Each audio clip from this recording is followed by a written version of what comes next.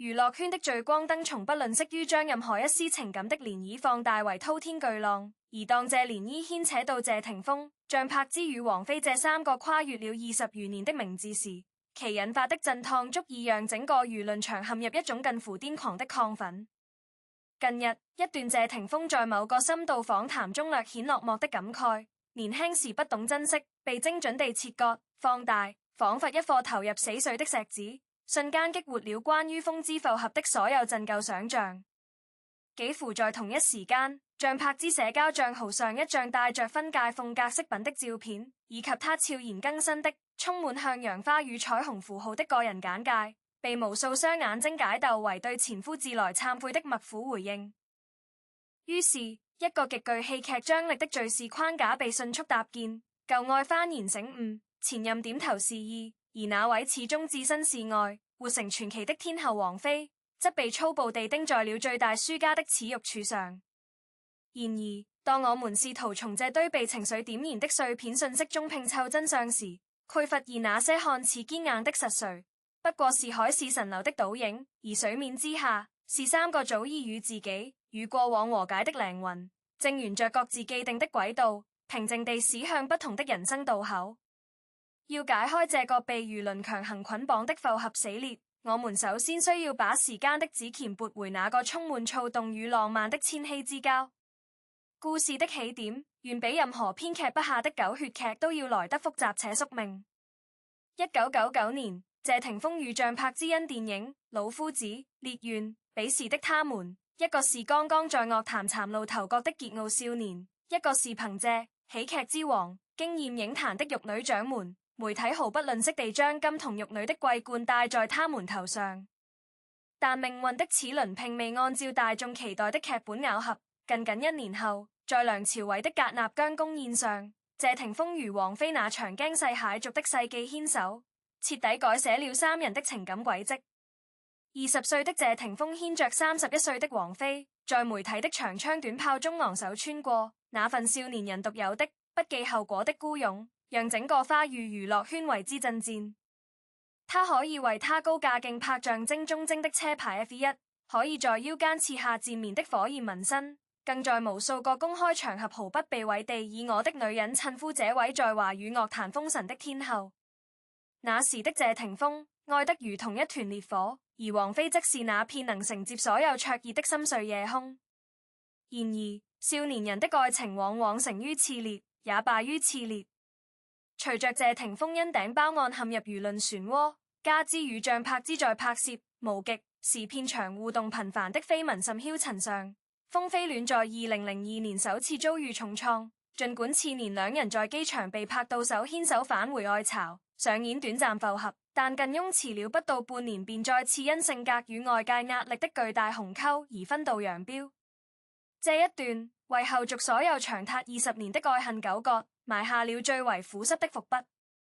當王菲最終選擇嫁給李亞鵬，在北京的離宮別墅裡過上相夫教子的俗世生活時，謝霆鋒的情感天平迅速倒向了同樣在情海中沉浮的張柏芝。2006年，兩人在菲律賓閃電烈婚，這場婚禮倉促得甚至嚟不及準備一枚像樣的婚戒。謝霆鋒後來在採訪中坦言，求婚時的戒指是臨時向攝影師借的。這種近乎人氣的倉促，在旁觀者眼中是浪漫，在心理學層面卻是某種情感替代的顯現。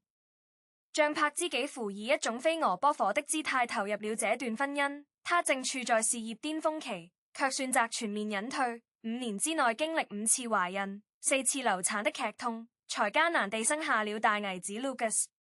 她在接受媒體採訪時曾強忍着淚水說：我可以為了這個家沒有自己，那種近乎悲壯的犧牲，在婚姻初期換來了這家的認可，卻也在日復一日的聚少離多中，逐漸轉化為不可言說的窒息。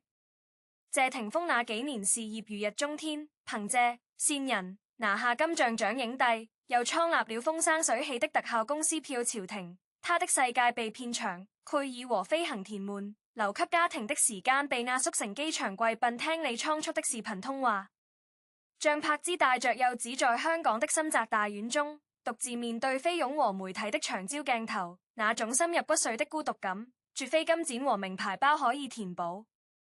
真正的裂痕在2008年艷照門事件爆發時被首次撕裂到公眾面前。謝霆鋒當時展現出驚人的擔當，他公開表態我算的人我負責，並緊緊握住張柏芝的手出現在各大場合力破分辨傳聞。但信任這種東西，一旦出現裂紋，即便用再昂貴的金粉修補，也終究會留下無法磨滅的痕跡。直到2011年，張柏芝在飛機上偶遇陳冠希並主動換座位合影的合影門事件曝光，這根最後的稻草徹底壓垮了本就搖搖欲墜的婚姻。謝霆鋒最終選擇淨身出戶，列出了這段只擁持了5年的婚姻。在當時鋪天蓋地的媒體報道中，他被塑造成忍無可忍的受害者，而張柏芝則淪為不懂分寸的作女。然而，多年後回看，那不過是一對在錯的時間相遇的年輕人，用盡了所有力氣，卻依然無法填平性格與生活方式巨大鴻溝的必然結局。離婚後的謝霆鋒，並沒有如某些看客預期的那樣陷入頹廢，反而以一種近乎冷酷的決絕，徹底斬斷了與過去生活方式的羈絆。他全身心投入美食節目《12道風味》的拍攝，將風味品牌做成了橫跨美食、綜藝、電商的 IP 帝國。而就在所有人都以為他將永久封存情感按鈕時，2014年被拍到的畫面震驚了整個亞洲。謝霆鋒在北京王菲的公寓中，兩人窗簾未拉，在洗滿陽光的客廳裡相擁親吻。這幕世紀復合的影像，比他任何一部電影都要震撼。經歷了與李亞鵬8年婚姻最終和平分手的王菲，此時也已恢復單身。兩個在情感世界裡歷盡千帆的成年人，這一次的復合，褪去了所有年少時的激烈與張揚，取而代之的是一種超越世俗定義的精神共生。他們沒有舉辦婚禮，沒有領證，甚至沒有對外發布任何正式聲明，卻被拍到在王菲生日當天，謝霆鋒在深夜的街頭笨拙地為她披上外套，被記者捕捉到兩人在機場貴賓室各自看着手中的書，偶爾抬頭交換一個無需言語的眼神。更在謝霆鋒西安巡演的包廂裡，王菲帶着棒球帽全程跟着哼唱《玉蝴蝶》。那個瞬間，20多年前的少女心事仿佛穿越時光，重新附着在這個已經50多歲的女人身上。謝霆鋒腕家那隻從未摘下過的卡地亞手鐲，被粉絲視為某種執念的象徵，但只有親近的朋友知道，那不過是他在繁雜的工作中懶得更換的習慣。有趣的是，這段關係裡，謝霆鋒從一個年輕時需要用高調示愛嚟證明存在感的男孩，變成了一個懂得在公共場合嚴格保護伴侶隱私的男人。他甚至在綜藝中罕見地談及感情觀，稱現在覺得不給對方壓力是最大的尊重。王菲則依舊活得像個自由的精靈，她沒被這段感情束縛住任何關於自我的表達，依然會在某天心血來潮時飛到雲南的山間唱誦佛經，佢素顏出現在女人竇靖童的音樂節現場，佢毫不避諱地在社交平台發布自己蓬頭垢面做瑜伽的視頻。他們之間沒有婚姻的鎖鏈，卻有一種比婚姻更牢固的東西，對彼此靈魂的高度認可如空間的無條件給予。與此同時，被輿論強行放置於等待這位置的張柏芝，實際上早已走向了另一條截然不同的道路。離婚後，他獨自帶着2個兒子，後又誕下第3子小王子，生父身份至今成謎，但他從未在公開場合流露過一絲對過往婚姻的留戀或怨懟。在真人秀《乘風破浪的姐姐》第2季中，他那段關於我現在的生活字典裡沒有復合2個字的直白表述，曾引發全場掌聲。他在節目裡說：我每天6點半起床，給3個孩子做早餐，送他們上學，然後去健身房，下午接孩子，晚上陪他們寫作業、講故事。我的生活很悶，悶到沒有任何縫隙去裝那些如果和當初。這種近乎軍事化的作息，展現出一個單親母親在失去婚姻庇護後，憑借驚人毅力重新搭建生活秩序的強悍。2026年初，張柏芝被拍到與一位圈外男士帶着3個孩子在新加坡環球影城遊玩，畫面中她不再有當年面對鏡頭時的警惕與防禦，而是穿着寬鬆的 T 恤、素顏馬尾，毫無形象地大笑，那種從此感是任何高級化妝品都無法偽裝的。他在隨後的一次直播帶貨中，被粉絲問及情感狀態時，更是語出驚人：我現在不缺老公，缺的是好用的拖把和能讓我多睡10分鐘的枕頭。這番接地氣的回應，讓許多曾經對他抱有怨婦刻板印象的網友瞬間改觀。更耐人尋味的是，當媒體試圖用王菲2個字刺激他時，張柏芝平靜地回答：我不認識他，但我覺得他唱歌很好聽，希望他開心。這句話的分量，絕非輕飄飄的場面話，而是一個女人在徹底放下執念後，對另一個女人發自內心的善意。他甚至在某個綜藝的後台被拍到與王菲的經紀人陳家英禮貌握手寒暄，那個畫面被鏡頭捕捉後，網絡上關於宿敵的討論戛然而止，因為當事人已經用行動告訴全世界，那些外界強加給他們的雌性競爭敘事，不過是看客們內心焦慮的投射。張柏芝如今的生活哲學，被他的好友在訪談中轉述為一句極其樸素的話。柏芝說，他花了10年才明白，安全感這東西只能自己給自己，別人給的是運氣，自己賺的才是底氣。於是，當我們審視當下這出被強行拉扯的複合大戲時，會發現其中充滿了邏輯漏洞與情感立位。謝霆鋒那句年輕時不懂珍惜，在完整的採訪語境中，其實緊接着是對如何對待眼前人的反思。他明確表示，現在的自己學會了用行動而非語言去擁護關係，這分明是對當前與王菲相處之道的總結，卻被斷章取義為對前段婚姻的懺悔。而張柏芝社交賬號上的分界飾品圖，後來被證實是他在新加坡投資的珠寶品牌的新品宣傳預熱，與他個人情感毫無關聯。至於所謂的默許復合，更是子虛烏有。張柏芝的工作人運在私下的朋友圈裏發過一張截圖，顯示張柏芝在那個全民發酵的當晚，正在陪小姨子組裝樂高千年隼模型，拼配文有些人的夜晚是二手，我的夜晚是樂高。這些被忽視的真相，恰恰構成了對複合論最有力的反擊。而對於王菲成最大輸家的荒謬論斷，稍微了解王菲個性的人都會一笑置之。王菲從來不是一個需要用贏嚟定義人生價值的女性，從她出道至今，無論是音樂理念、生活態度，全是情感選擇，她始終遵循的只有討自己歡心這一條準則。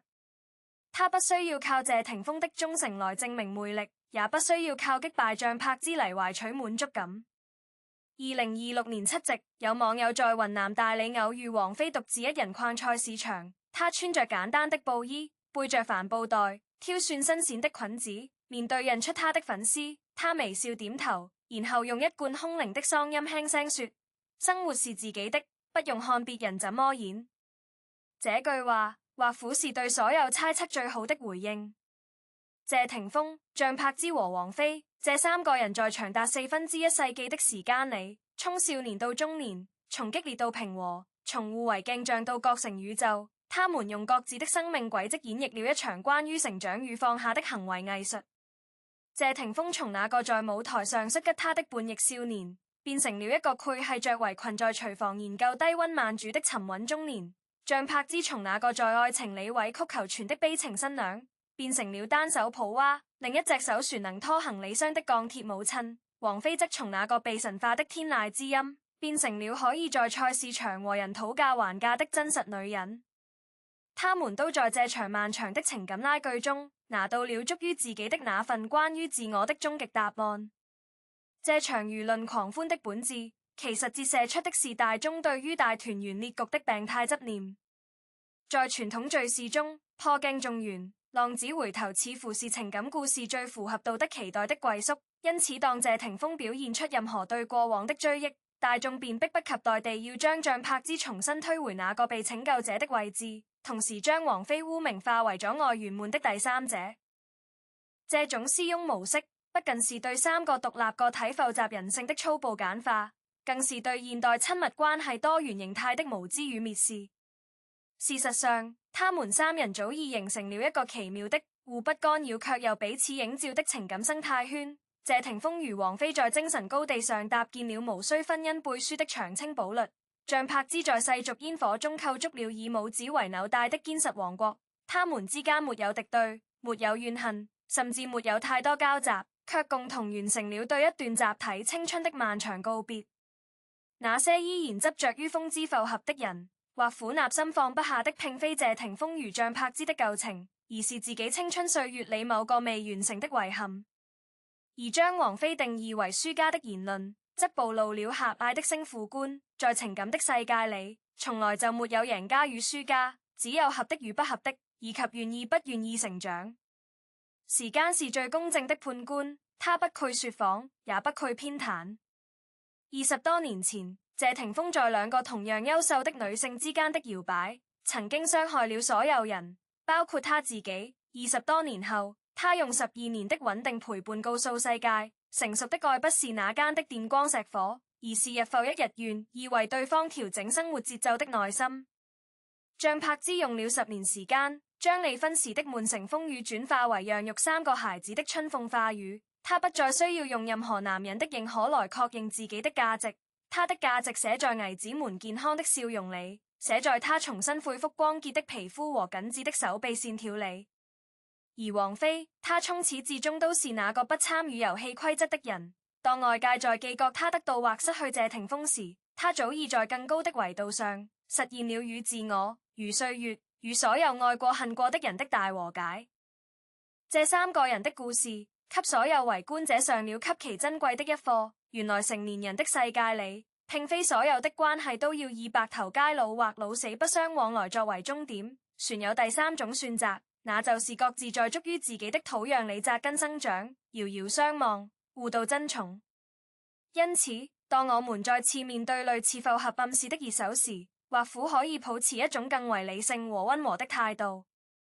與其急切地站序、拉踩、做神或偽神，不如退後一步，承認我們對他人情感的了解永遠局限於冰山一角。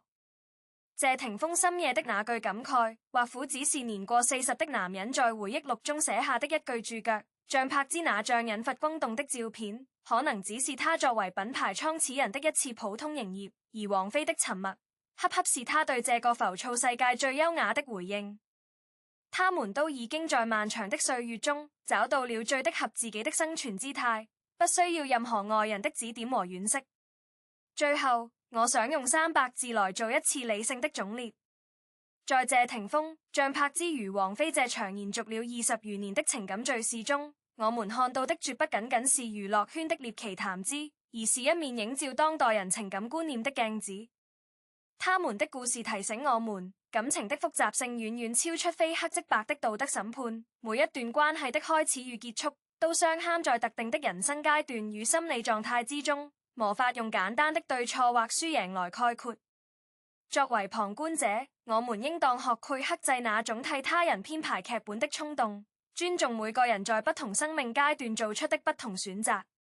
謝霆鋒選擇了與王菲在精神世界共鳴，像柏芝選擇了在母職中重建自我。這些選擇無需獲得所有人的理解，但理應獲得基本的尊重。理智吃瓜，意味着我們承認自己的視野局限，意味着我們不對當事人的生活進行惡意取測，更意味着我們在消費他人故事的同時，始終保持一份對人性複雜度的敬畏。